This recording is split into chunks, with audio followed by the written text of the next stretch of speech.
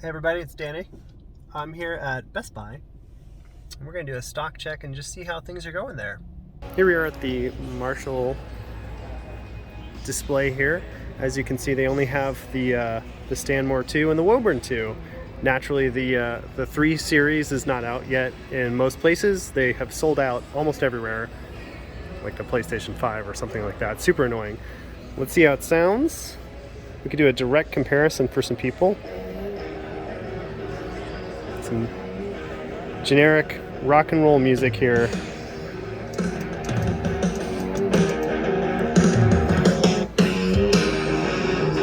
Switch right over.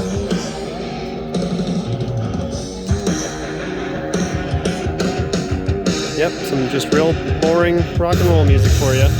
There you go, some bass. That sounds pretty good. And then back over here, the Stanmore. Nice. Well, at least the display works, so you can compare these side by side. It's so inconsistent between stores whether or not you'll be able to compare speakers. Oftentimes the displays never work. As you can see though, down here, they're only selling the Woburn 2, and they've got them both at $549. So kind of expensive. I think I've been seeing them cheaper lately. I suspect that there's probably going to be a prime sale at some point for those speakers. We've got some Altec Lansings over here. This speaker I don't particularly like, though I know some of you really like it, and they float in the water, which is nice.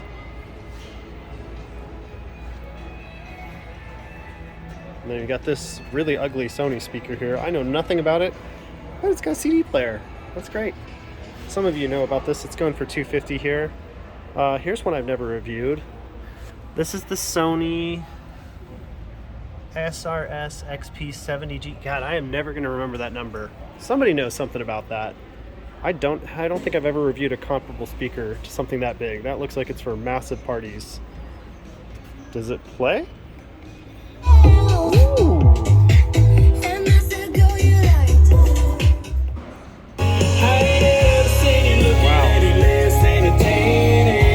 I hate country music, but it sounded okay. It didn't like blow me off. It didn't really blow me away immediately like some speakers do.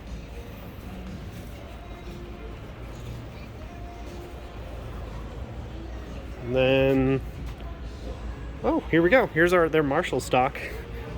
They have one Willen in stock and 2 Embertons. Are these the Nope, they're just the original Embertons, not even the Emberton 2. They're going for $169, which is pretty much the standard MSRP. $120 here, standard MSRP. They have one Bang & Olufsen. That's a really nice Explorer speaker. I really like those, but God, they only have one of them. I'm actually surprised they had any Bang & Olufsen. They're kind of a boutique speaker. And then here we've got the Sony display. Everything seems to be working. As you guys know, we've tried out this guy, the 13, the 200, and the 300. I haven't tried the 300 yet, but I have tried the XG500, which sounds really good. But then there's its main competitor, the Hyperboom right there. So let's take a listen here. Compare these Sony side by side. As many of you know, these this 200 and 300 kind of sound terrible with voices for some reason. There's something weird about the mixing. Well, let's take a listen. Oh, here's the volume over here. Woo. That song complements the speaker pretty well. I'm gonna get copyright strikes for that. Come on. Okay, the 200 doesn't seem to be working. The display is not working. Try the 300. Nothing. Oh, there we go. We'll move to the XG300, the one we haven't checked out yet. It's like I think I'm pausing it when I mean to play it.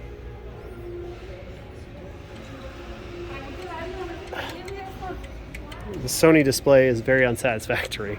I literally just can't play any of the speakers. Oh, there we go.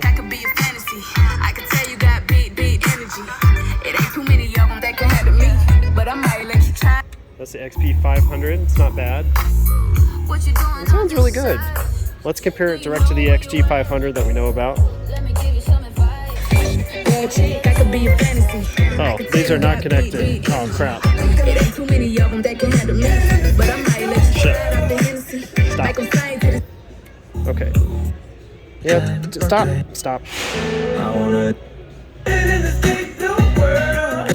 Okay, there it's paused, finally. Yeah, this one sounds pretty good. The XP500, right off the bat, sounded really nice. I don't know a lot about that speaker, though. It's kind of gaudy. Looks like it's for parties. Then we have the Hyperboom over here, the Ultimate Ears display. As you can see, they are out of some speakers. They're out of the Boom 3 and some sort of charging dock. I have no idea what was there, but there's our wonderful Wonder Boom and our Mega Boom. Everything's pretty much out of stock here. There must be a supply shortage for sure going on. As you can see, though, the Sony area over here is jam-packed, full. Nobody wants a Sony 200 or 300. They're just not very desirable. They're kind of expensive, but I don't hate them, but they're just, I'm not impressed. And then here's our little baby Bose section with this this extremely expensive S1 Pro that some of you told me to buy, but it's like I don't even see a price, but it was like 800, 700 bucks at the last time I saw it. Let's see how it sounds. Okay, this is a display button. It's not working. Stupid. Okay, well, that's a really expensive speaker. I think it's kind of like maybe for karaoke or something. It's kind of hard to tell. It's bolted into the display here, so you can't really see what's going on. Look at those fancy buttons on the back, though. It's got two XLR inputs, reverb, bass, and treble controls. Those are actually pretty basic controls. Yep, there you go. It's basically an amplifier for an instrument, so it's kind of leaving the realm of entertainment speakers and something else. But I'm not seeing any stock. Actually, maybe this is one. S1 Pro. So there's one in stock for $700. There you go, ladies and gentlemen. Moving our way over here. There you can see we've got most of the stock for Bose. They've got a lot of Bose Flexes here. Usually those are sold out, so that's interesting. I'm not surprised to see the Micro there, though.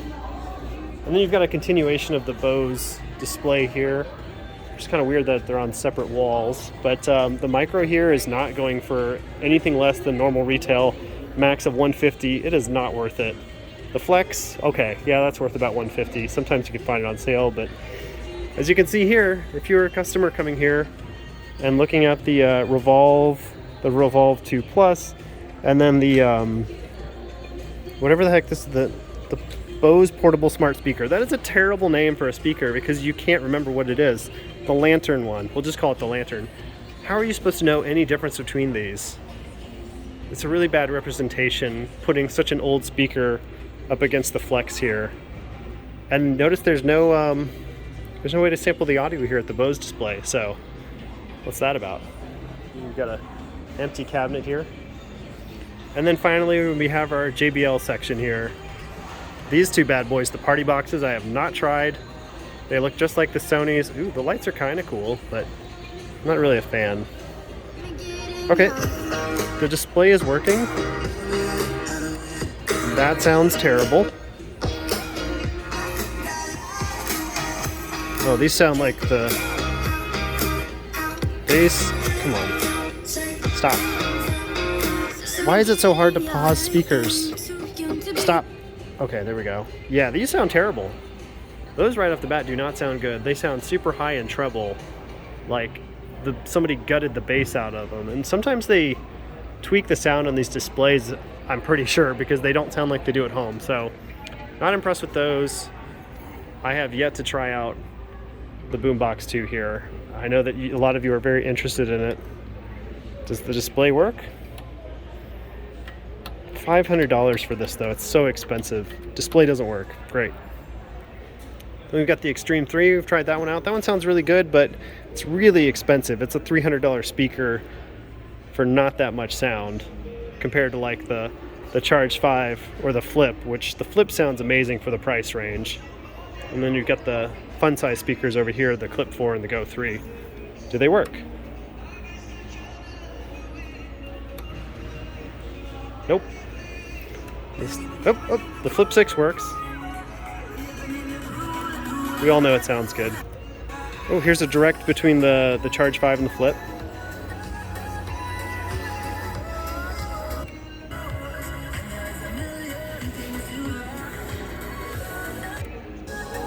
I can literally not tell any difference between them. They don't sound that different. Okay, the Extreme 3 is working. The Pulse? Their display is weird because it doesn't do like a quick switch, so it's kind of hard to tell the difference between the speakers. And half of them aren't working. But as you can see here, there are a few Flip 6 in stock. Full retail asking. And then the Charge 5 here for $300. Oh wait, no, that's...